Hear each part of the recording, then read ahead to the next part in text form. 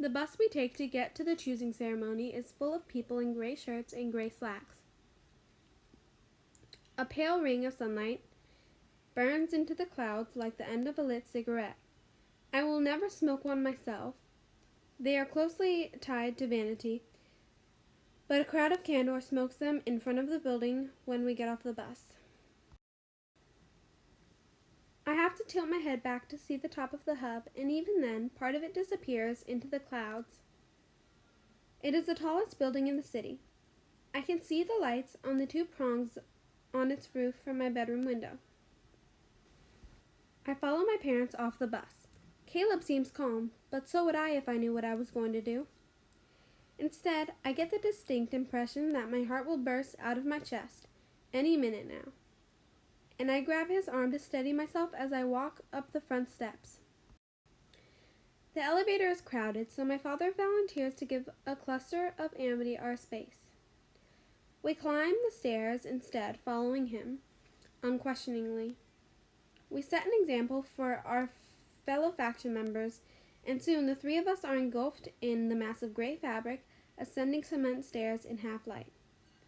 I settle into their pace, the uniform pounding of feet in my ears, and the homogeneity of the people around me makes me believe that I could choose this. I could be subsumed into abnegation's hive mind, projecting always outward.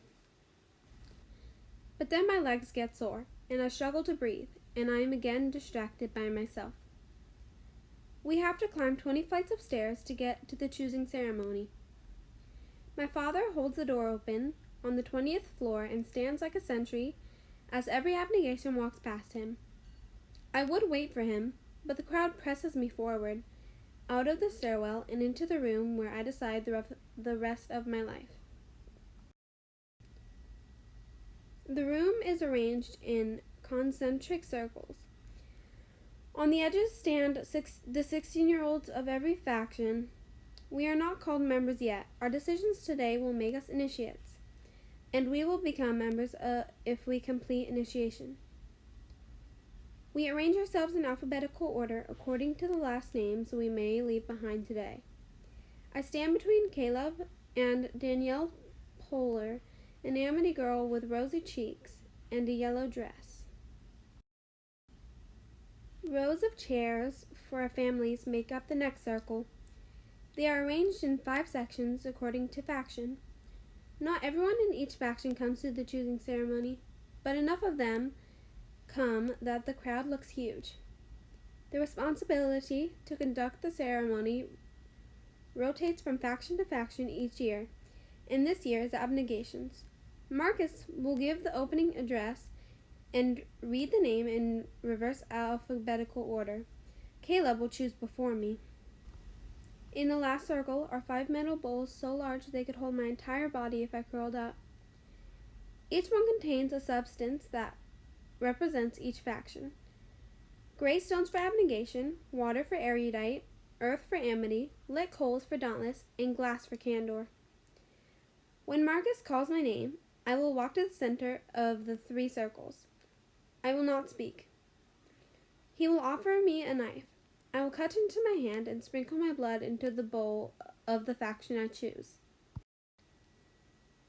My blood on the stones, my blood sizzling on the coals. Before my parents sit down, they stand in front of Caleb and me. My father kisses my forehead and claps Caleb on the shoulder, grinning.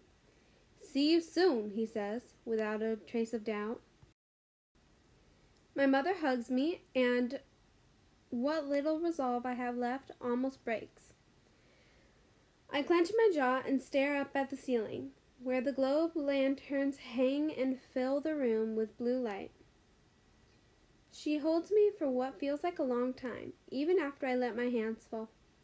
Before she pulls away, she turns her head and whispers in my ear, "I love you, no matter what." I frown at her back as she walks away. She knows what I might do. She must know, or she wouldn't feel the need to say that. Caleb grabs my hand, squeezing my palms so tightly it hurts, but I don't let go. The last time we held hands was at my uncle's funeral, as my father cried. We need each other's strength now, just as we did then. The room slowly comes to order. I should be observing the Dauntless. I should be taking in as much information as I can, but I can only stare at the lanterns across the room. I try to lose myself in the blue glow. Marcus stands at the podium between the erudite and the Dauntless and clears his throat into the microphone. "Welcome," he says. "Welcome to the choosing ceremony. Welcome to the day we honor the democratic philosophy of our ancestors, which tells us that every man has the right to choose his own way in this world. Or, it occurs to me, one of the 5 predetermined ways." I squeeze Caleb's fingers as hard as he is squeezing mine. Our dependents are now 16. They stand on the precipice of adulthood, and it is now up to them to decide what kind of people they will be. Marcus's voice is solemn and gives equal weight to each word. Decades ago, our ancestors realized that it is not political ideology, religious belief, race, or nationalism that is to blame for the warring world. Rather, they determined that it is the fault of human personality, of humankind's inclination toward evil, in whatever form that is. They divided into factions and sought to eradicate those qualities they believed responsible for the world's disarray. My eyes shift to the bowls in the center of the room. What do I believe? I do not know. I do not know. I do not know. Those who blamed aggression formed amity. The amity exchanged smiles. They are dressed comfortably in red or yellow. Every time I see them, they seem kind, loving, free, but joining them has never been an option for me. Those who blamed ignorance became the erudite. Ruling out erudite was the only part of my choice that was easy. Those who blamed duplicity created candor. I've never liked candor. Those who blamed selfishness made abnegation. I blame selfishness. I do. And those who blamed cowardice were the dauntless. But I am not selfless enough. 16 years of trying, and I am not selfless enough. My legs go numb, like all the life has gone out of them, and I wonder how I will walk when my name is called. Working together, these 5 factions have lived in peace for many years, each contributing to a different sector of society. Abnegation has fulfilled our need for selfless leaders in government. Candor has provided us with trustworthy and sound leaders in the law. Erudite has supplied us with intelligent teachers and researchers. Amity has given understanding counselors and caretakers, and Dauntless provides us with protections from threats both within and without. But the reach of each faction is not limited to these areas. We give one another far more than can be adequately summarized. In our factions, we find meaning, we find purpose, we find life. I think of the motto I read in my faction history textbook: faction before blood. More than family, our factions are where we belong. Can that possibly be right? Marcus adds, apart from them, we would not survive. The silence that follows his words is heavier than other silences. It is heavy with our worst fear, greater even than the fear of death, to be factionless. Marcus continues, therefore, this day marks a happy occasion, the day on which we receive our new initiates, who will work with us toward a better society and a better world. A round of applause.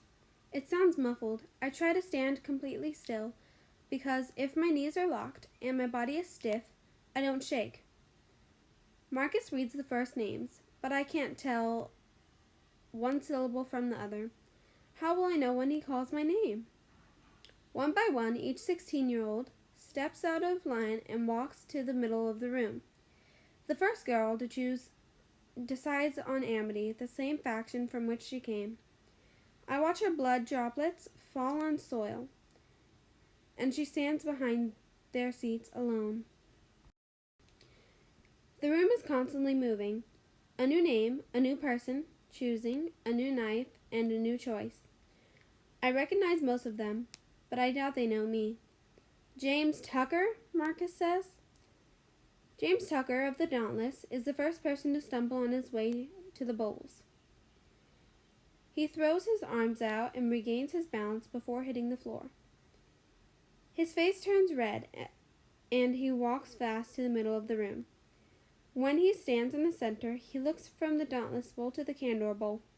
The orange flames that rise higher each moment, and the glass reflecting blue light. Marcus offers him the knife. He breathes deeply. I watch his chest rise, and as he exhales, accepts the knife. Then he drags it across his palm with a jerk and holds his arm out to the side. His blood falls onto glass, and he is the first of us to switch factions. The first faction transfer. A mutter rises from the Dauntless section, and I stare at the floor. They will see him as a traitor from now on. His Dauntless family will have the option of visiting him and his new faction a week and a half from now on visiting day. But they won't, because he left them.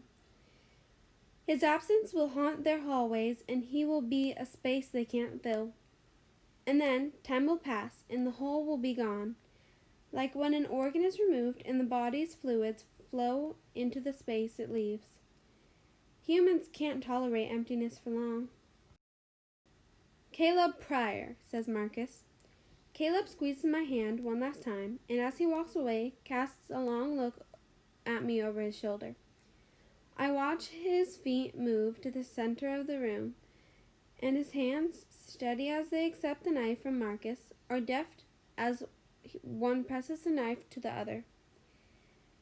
Then he stands with blood pooling in his palm, and his lips snags on his teeth. He breathes out and then in, and then he holds his hand over the erudite bowl, and his blood drips into the water, turning it deeper shade of red. I hear mutters that lift into outraged cries. I can barely think straight.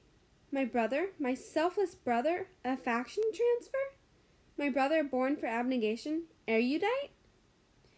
When I close my eyes, I see the stack of books on Caleb's desk, and his shaking hand sliding along his legs after the aptitude test. Why didn't I realize that when he told me to think of myself yesterday, he was also giving that advice to himself? I scan the crowd of erudite. They wear smug smiles and nudge each other. The abnegation, normally so placid, speak to one another in tense whispers and glare across the room at the faction that has become our enemy. "Excuse me," says Marcus, but the crowd doesn't hear him. He shouts, "Quiet, please!" The room goes silent, except for a ringing sound. I hear my name, and a shudder propels me forward. Halfway to the bowls, I am sure that I will choose abnegation. I can see it now, watching myself grow into a woman in abnegation robes, marrying Susan's brother Robert, volunteering on the weekends, the peace of routine, the quiet nights spent in front of the fireplace, the certainty that I will be safe, and, if not good enough, better than I am now. The ringing, I realize, is in my ears. I look at Caleb, who now stands behind the erudite. He stares back at me and nods a little, like he knows what I'm thinking, and agrees.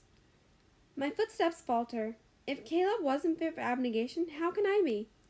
But what choice do I have now that he left us and I am the only one who remains? He left me no other option. I set my jaw. I will be the child that stays. I have to do this for my parents. I have to. Marcus offers me my knife. I look into his eyes. They are dark blue, a strange color, and take it. He nods, and I turn toward the bowls. Dauntless fire and abnegation stones are both on my left, one in front of my shoulder and one behind. I hold the knife in my right hand and touch the blade with my palm. Gritting my teeth, I drag the blade down. It stings, but I barely notice. I hold both hands to my chest, and my next breath shudders on the way out. I open my eyes and thrust my arm out. My blood drips onto the carpet between the two bowls. Then, with a gasp I can't contain, I shift my hand forward, and my blood sizzles on the coals. I am selfish. I am brave.